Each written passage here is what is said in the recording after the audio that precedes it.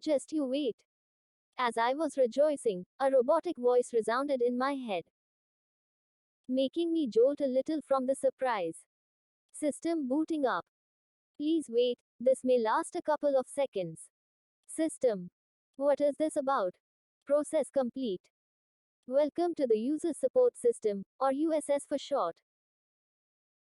This is only an introduction, and the voice that you are currently hearing will disappear after the end of the speech, so please listen attentively. Congratulations! You have successfully been reincarnated in the Naruto world. What you do from now on is completely up to you, but the system will be here to aid you to become a stronger individual. Nice. So it's like one of the systems that people wrote about back on Earth. If so, it should prove to be extremely helpful. USS comes with three main features. These are status. This will show the stats and level of the user in the form of a small holographic interface. It also shows information on the user and the different abilities they possess.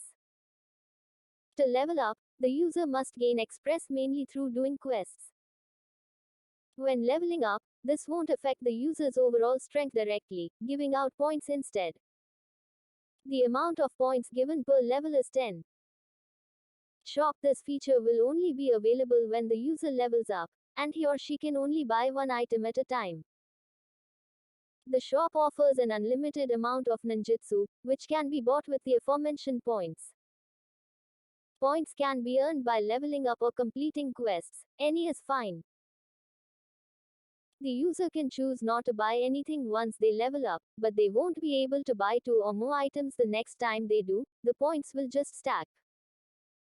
The number of things available in the store will increase with the level of the user.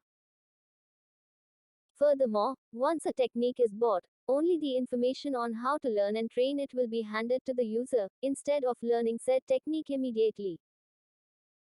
Memory. Here, the system stores information in the form of data always accessible to the user. The amount of information that the system can hold is infinite.